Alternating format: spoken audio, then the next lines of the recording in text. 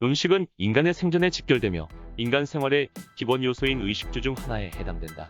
하지만 음식의 역할은 이러한 생리적인 역할에 한정되지 않고 사회, 문화적으로도 많은 역할을 지니고 있다. 특히 국가의 대표들이 모여 외교를 할 때 음식은 그 안에서 많은 비중을 차지한다. 음식을 통해 국가의 대표가 원하는 것을 상징적으로 표현하기도 하며 맛있는 음식을 통해 다른 나라의 대표들에게 호감을 얻기도 한다.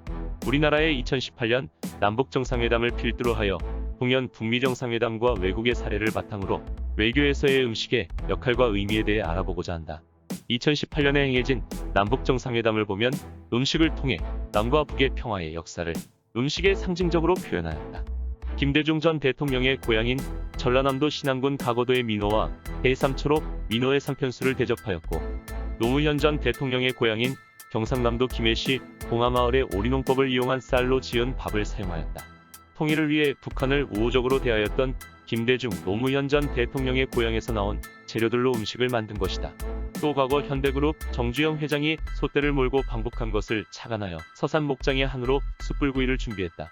정주영 회장은 1998년 6월과 10월 두 차례에 걸쳐 남북 간의 화해와 평화를 기원하며 솥대 1001마리를 이끌고 판문점을 넘어 북한을 방문하였는데, 이는 분단 이후 민간 차원의 합의를 거쳐 군사구역인 판문점을 통해 민간인이 북한에 들어간 첫 사례였으며, 향후 10여 년간 비약적으로 성장하게 될 남북 민간 교류의 물꼬를 튼 기념비적 사건이었다.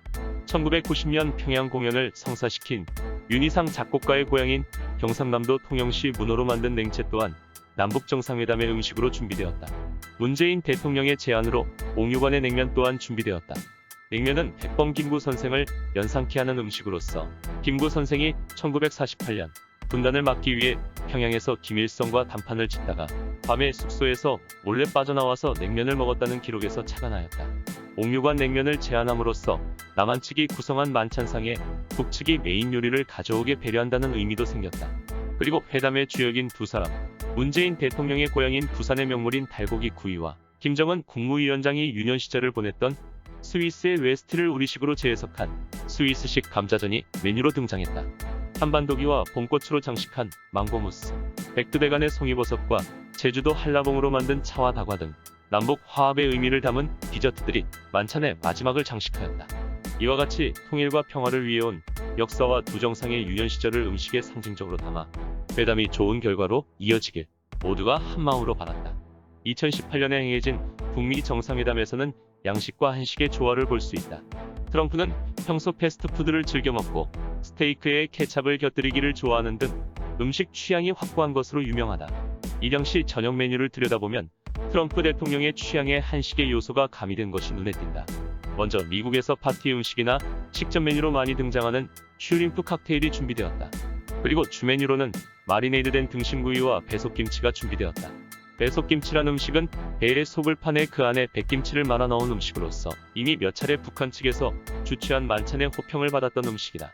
디저트로는 바닐라 아이스크림을 곁들인 초콜릿 케이크와 수정과가 나왔다. 미국과 북한의 음식들을 조화롭게 활용하여 두 국가 간의 외교를 상징적으로 표현하였다. 지금까지 남북정상회담과 북미정상회담에서 외교를 위해 음식이 어떻게 사용되었는지 알아보았다. 그렇다면 외교의 음식이 활용된 외국의 사례에는 어떠한 것들이 있을까? 음식 외교라고 하면 가장 먼저 떠오르는 대표적인 사례로는 바로 빈회의가 있다. 빈회의는 나폴레옹 전쟁의 사후 처리에 대한 논의를 위해 열린 국제회의이다. 회의를 주도한 건 승전국인 오스트리아, 영국, 러시아, 프로이센 연합과 패전국인 프랑스였다. 어떻게 패전국인 프랑스가 승전국들과 함께 회의를 주도할 수 있었던 것일까? 프랑스가 승전국들과 동등한 위치에서 협상하도록 할 수 있게 해준 가장 큰 이유는 바로 음식이었다. 당시 프랑스 대표로 회의에 참석한 외무장관 탈레랑은 당시 유럽 최고의 셰프였던 카렘을 빈 회의에 데리고 갔다. 빈 회의는 정식 총회 형식이 아닌 강대국 대표끼리 비공식적인 1대1 회담을 하는 방식을 통해 대부분의 회의가 진행되었다. 이런 회담에서는 어떤 음식과 술로 어떻게 상대방을 대접하느냐가 특히 중요했을 것이다. 패전국인 프랑스로서는 협상을 유리하게 끌고 가려면 상대방을 기쁘게 하고 감동시킬 필요가 있었다. 카렘은 여기에서 매우 중요한 역할을 했다. 당시 유럽에서 가장 이름난 요리사인 카렘의 요리가 나오는 탈레랑의 초대를 어떤 외교관이 거부할 수 있었을까? 결국 승전국 대표들의 입을 즐겁게 해준 카렘의 음식이 패전국이었던 프랑스로 하여금 강대국들에 의해 영토가 쪼개지는 비운을 막고 그들과 동등한 위치에서 회의를 진행할 수 있게 해준 것이다. 음식이 외교에 좋은 영향을 끼친 또 다른 사례로는 오바마의 베트남 분짜 식당 방문이 있다. 오바마 전 대통령은 2016년 5월 23일 비공식 일정으로 베트남 하노이에 위치한 분짜 식당 분짜 헝이엔을 찾았다. 이날은 오바마 전 대통령이 베트남 무기 수출 금지 조치를 32년 만에 해제하는 역사적 선언을 내놓은 날이기도 했다. 당시 그는 베트남과의 화해 관계를 어필하기 위해 수행원이 아닌 CNN 음식 프로그램 진행자와 함께 분짜를 즐기며 맥주를 마셨다. 현지인들과 어울려 국수를 먹는 그의 소박한 모습은 베트남 국민의 호감을 사기에 충분했다. 세 번째로는 힐러리 클린턴의 사례가 있다. 영부인 시절 힐러리는 인도 외교사절이 미국을 방문했을 때 그들에게 익숙한 향신료인 카르다몬이 들어간 차를 대접했다. 이에 인도 외교사절단들은 힐러리의 배려심이 깊다며 극찬했다고 한다. 인도 외교사절단을 위해 인도의 향신료를 사용하여 그들로부터 호감을 이끌어낸 것이다. 음식을 통해 상대방을 배려하여 부드러운 분위기를 조성한 좋은 사례이다. 자국의 음식을 널리 알리는 데에 도리어 외교를 활용한 사례도 있다. 2016년 5월 일본에서 열린 G7 정상회의에서 아베 총리는 일본 정주 중 최고라고 불리는 수미대 음량주와 일본 3대 최고급 소고기인 마스자카 와규 스테이크를 대접하는 등 일본의 식자재와 식품을 적극적으로 내놓았다. G7 정상회의는 주요 7개국 정상들이 모이는 자리인 만큼 세간의 관심 역시 크다. 여기에 일본에서만 맛볼 수 있는 특색 있는 요리를 통해 일식에 대한 강한 인상을 남길 수 있었다. 물론 좋은 사례만 있었던 것은 아니다. 2015년 이란의 하산 로하니 대통령의 유럽 순방 중 프랑스와의 정상회담에서 조찬이 취소되는 일이 발생했다.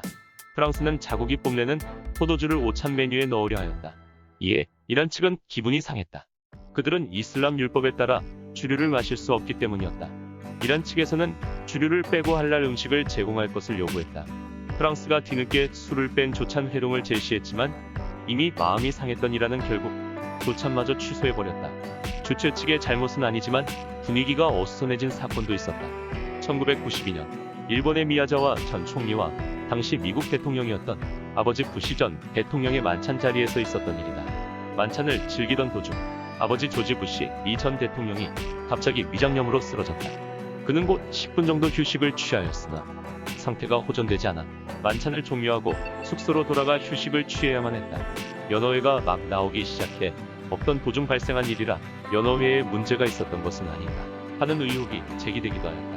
검사 결과 아무 이상이 없었고 그가 위장염을 앓고 있었던 사실이 밝혀지며 상황은 일단락되었으나 화기애애하던 분위기가 깨져버린 것은 어쩔 수 없었다. 이렇듯 외교에서 음식은 굉장히 중요하다. 음식 하나로도 국가 간 외교의 분위기가 완전히 달라질 수 있기 때문이다. 남북 정상회담과 북미 정상회담을 위해 준비한 음식들을 보면 식재료 하나하나에도 음식 하나하나에도 모두 의미가 담겨있다. 외국의 사례를 보아도 음식이 외교에서 차지하는 비중이 결코 작지 않다는 것을 알 수 있다. 상대방을 응대하는 입장에선 그 나라의 문화와 특성을 파악하여 음식을 준비한다면 외교에서 좋은 분위기를 갖고 대화를 시작할 수 있을 것이다. 우리나라 역시 음식에도 더 세심한 주의를 기울여 상대방의 호감을 사고 그것을 바탕으로 성공적인 외교를 이끌어 나갔으면 하는 바람이다.